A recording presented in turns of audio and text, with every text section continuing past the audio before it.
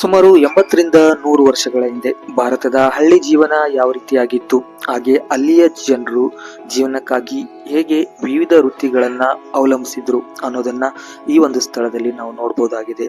ಹಾಗೆ ಈ ಒಂದು ಸ್ಥಳ ಎಷ್ಟು ಸುಂದರವಾಗಿದೆ ಅಂದ್ರೆ ನೀವು ಬೆಳಗ್ಗೆಯಿಂದ ಸಂಜೆ ತನಕ ಟೈಮ್ ಹೋಗಿದ್ದೇ ಗೊತ್ತಾಗಲ್ಲ. ಮೊದಲನೇದಾಗಿ ನಾವು ಪಕ್ಕದಲ್ಲಿರುವಂತಹ ಕಾಡಸಿದ್ದೇಶ್ವರ ಮಠಕ್ಕೆ ಹೋಗಿ ದೇವರ ದರ್ಶನವನ್ನು ಪಡೆದುಕೊಂಡ್ವಿ. ಅಂದಾಗೆ ಈ ಸ್ಥಳದ ಹೆಸರು ಕನೇರಿ ಮ್ಯೂಸಿಯಂ ಅಥವಾ ಸಿದ್ದಗಿರಿ ಮಠ ಅಂತ ಕರೀತಾರೆ. ಇದು ಇರೋದು ಕೊಲ್ಲಾಪುರದ ಹತ್ತಿರ.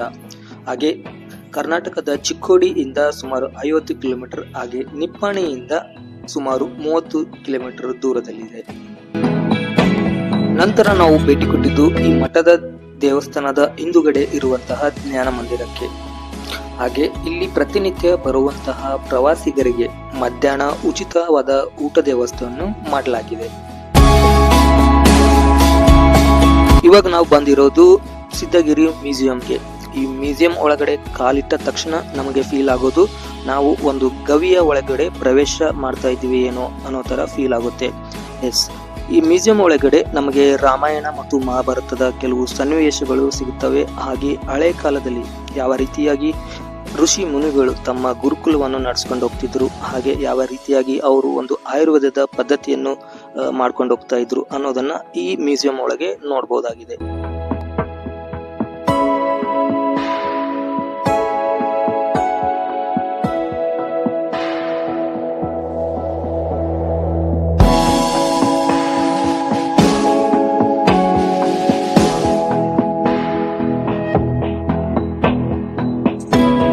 ಇದು ನೋಡಿ, ಈ ಮ್ಯೂಸಿಯಂನ ಇನ್ನೊಂದು ಆಕರ್ಷಣೀಯ ಸ್ಥಳ.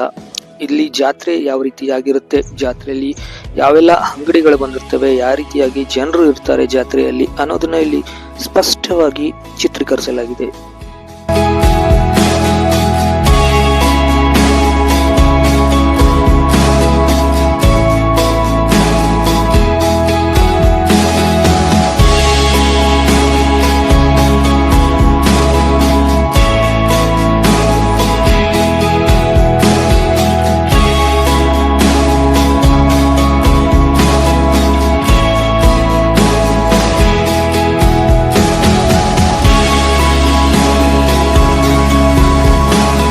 ಇಷ್ಟಕ್ಕೆ ಈ ಮ್ಯೂಸಿಯಂ ಮುಗೀತು ಅಂತ ಅನ್ಕೋಬೇಡಿ, ಯಾಕಂದ್ರೆ ಈ ಸ್ಥಳದಲ್ಲಿ ನೋಡೋದು 90ರಷ್ಟು ಬಾಕಿ ಇದೆ.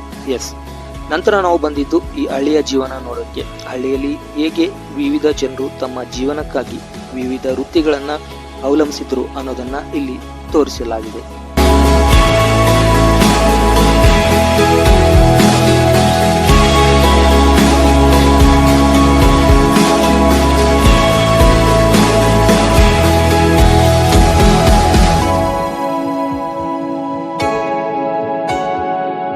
ಮದುವೆಯಾಗಿ ಎತ್ತಿನ ಬಂಡೆಯಲ್ಲಿ ತನ್ನ ಗಂಡನ ಮನೆಗೆ ಹೋಗುತ್ತಿರುವಂತಹ ಮದುಮಗಳ ಒಂದು ದೃಶ್ಯ.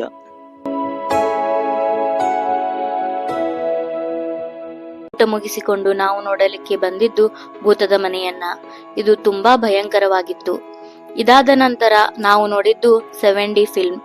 ಇದು ಕೂಡ ಎಲ್ಲರನ್ನು ಬೆರಗುಗೊಳಿಸುವಂತಿತ್ತು.